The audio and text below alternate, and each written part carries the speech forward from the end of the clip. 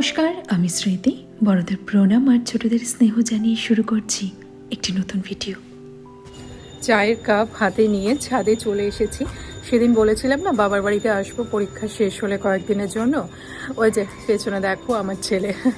ছাদে এসেছি আর এক্ষুনি ঘুম থেকে উঠেছি, তাই জন্য দেখো চুলটুলের কি অবস্থা। ফ্রেশ হয়েছি কিন্তু চুলটুল আঁচড়ায়নি।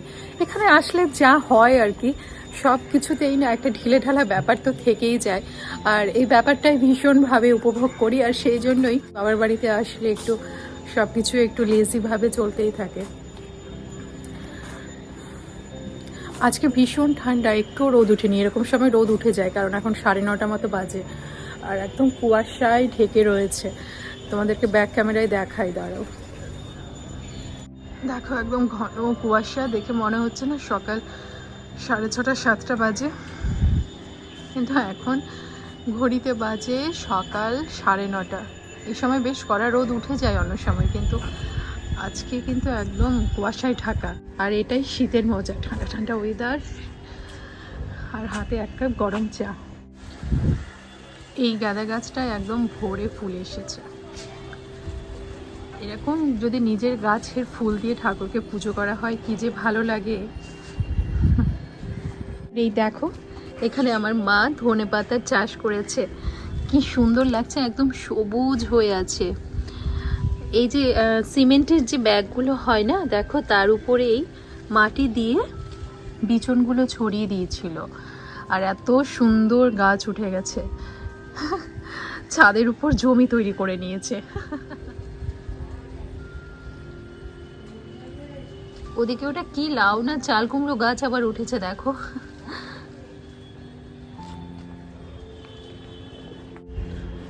এটা কি ফুলের গাছ গো? এটা কি ফুলের গাছ? গন্ধরাজ? টগর?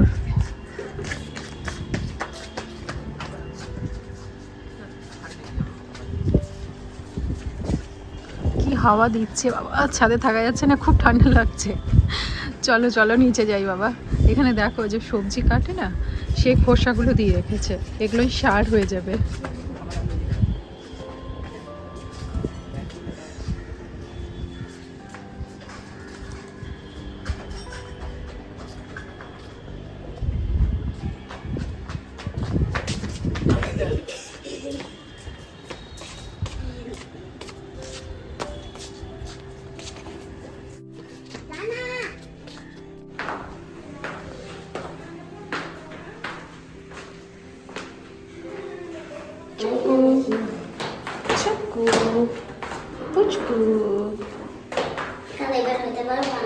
না না করতে হবে না, পড়ে যাবা।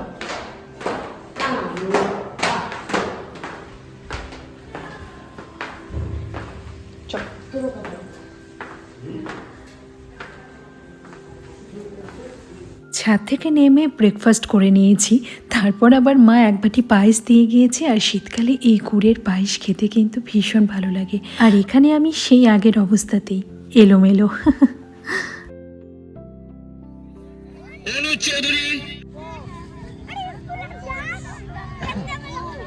স্কুলগুলোতে সব ফাইনাল এক্সাম হয়ে গেছে, তারপর যেটা হয় স্পোর্টস। আর আজকের ওয়েদারটা এতটাই ঠান্ডা, এর মধ্যে বাচ্চাগুলো মাঠে দৌড়োদৌড়ি করছে এরকম জামা কাপড় পরে, ওগুলো দেখে যেন আমারই ঠান্ডা লাগছে। ছোট ছোট সব বাচ্চা ছেলে মেয়েদের ওই 75 মিটার 100 মিটার এরকম দৌড়, আরও নানা রকম প্রতিযোগিতা রয়েছে। মনে পড়ে যাচ্ছে ছোটোবেলায় এইরকম কত প্রতিযোগিতায় অংশ নিয়েছিলাম স্কুলের স্পোর্টসগুলোতে, আর সেই সময় যে কী মজা হতো। আজকে এই ছোট ছোট বাচ্চাগুলোকে দেখে সেই পুরনো স্মৃতিগুলো আবার ফিরে ফিরে আসছে। ওই যে গোলাপি রঙের প্যান্ট পরে আছে না, সেটাই আমার দাদার মেয়ে।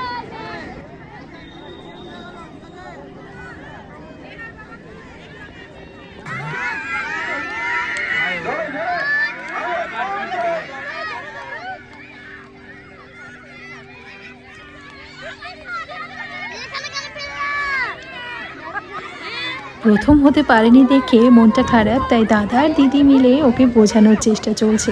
যদিও থার্ড হয়েছে এবং পরের দিনের জন্য সিলেক্ট হয়েছে। এতটুকুটুকু বাচ্চা ছেলে মেয়ে, ওদের আবার ফার্স্ট সেকেন্ড কি খেলায় যে অংশগ্রহণ করেছে, এটাই তো অনেক বড়। আর এদিকে অবস্থাটা দেখতে পাচ্ছ তো, এখনো কুয়াশার চাদরে সূর্যি মামা ঠেকেই রয়েছে। অনেক চেষ্টা সে করছে বেরিয়ে আসার, কিন্তু কিছুতেই যেন পারছে না।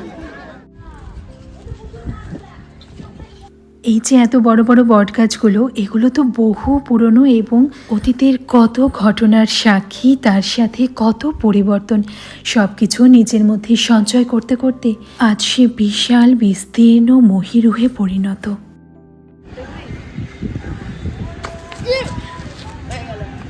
হাতে লাগলো, ওটা ধরে ঝুলতো।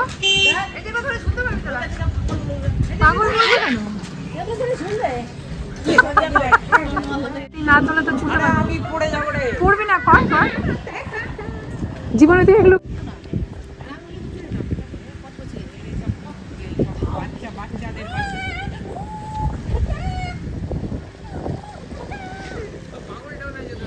শীতের সময় এইরকম মজা অসাধারণ একটা অনুভূতি নিয়ে আসে।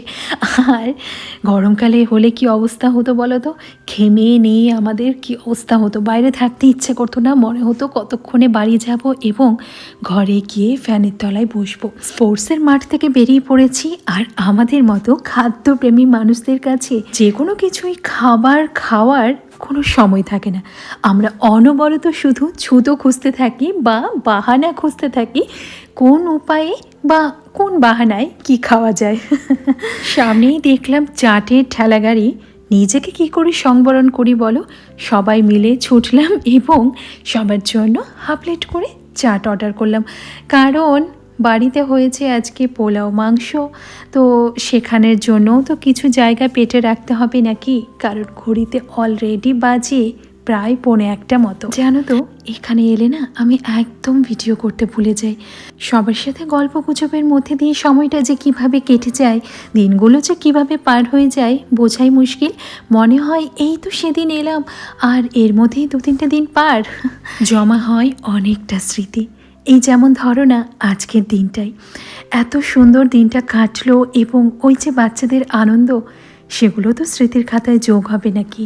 এখন তো আমাদের বাচ্চারা সেই আনন্দ, সেই মজাটা আর পাই না, যেটা আমরা ছোটবেলা উপভোগ করে এসেছি। তাই যখনই যতটুকুই সুযোগ পাই না কেন, আমি সেটা হাতছাড়া করতে চাই না। একটু হলেও ওকে মাটির সাথে যুক্ত রাখতে চাই, যাতে বড় হলে পুরোটাই ইট বালি সিমেন্টে ঘেরা মানুষ বলে মনে না হয়, সামান্য একটু মাটির ছোঁয়াও থাকা ভালো বলো। চাটের পর এবার ভাক্কার পালা।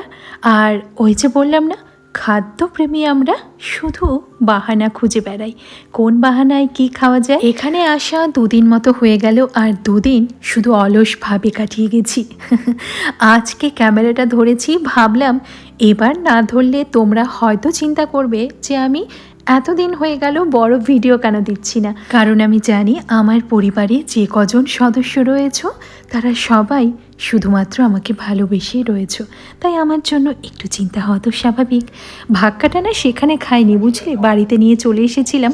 আর এত সাহস দেখো, বাইরে ওইসব খাওয়া দাওয়া করে বাড়িতে এসে পোলাও মাংস খেতে বসেছি। কি মনে হচ্ছে পেটুক মানুষ? হ্যাঁ, পেটুক তো আমি বটেই, খেতে ভালোবাসি, সাথে আমি খাওয়াতেও ভালোবাসি। আর আজকের লাঞ্চে ছিল বাসন্তী পোলাও, সাথে এই যে দেখছো এগুলো কিন্তু বেগুনি নয়, মিষ্টি কুমড়োর বড়া, যাকে বলে কুমড়োনি। আমার মা এই ধরনের বেগুনি বা মিষ্টি কুমড়ো ভীষণ ভালো বানায়। ঠান্ডা হয়ে যাওয়ার অনেকক্ষণ পরেও না একদম মচমচে থাকে, যদিও এগুলো ঠান্ডা নয়, একদম কড়াই থেকে নামিয়েই দিয়েছে। ওটা তোমাদেরকে বললাম আর কি, যে ঠান্ডা হয়ে যাওয়ার পরেও দেখি মায়ের এই বেগুনি বা কুমড়োনি বা যে কোনো পাকোড়াগুলো একদম মচমচ করে, আর অনেকক্ষণ পর্যন্ত সেই মচমচে ভাবটা থাকে। এই বড়া ভাজার প্রতিভা মায়ের কাছ থেকে আমি রপ্ত করতে পারিনি, তবে আমার দিদি আবার সেটা খুব ভালোভাবে নিজের মধ্যে গুছিয়ে নিয়েছে। আজকের লাঞ্চে পোলাও মাটন দুটোই বৌদি রান্না করেছে এবং অসাধারণ হয়েছে খেতে। এই যে দেখো কুমড়ো বেরিয়ে আসছে। সত্যি কথা বলতে বেগুনির থেকে কুমড়োনি খেতে আমার বেশি ভালো লাগে, আর সেটা মা খুব ভালো মতোই জানে। চলো এদিকে আমি আমার লাঞ্চটা সারি, সাথে তোমাদের অনেক ভালোবাসা দিয়ে ভিডিওটি শেষ করি।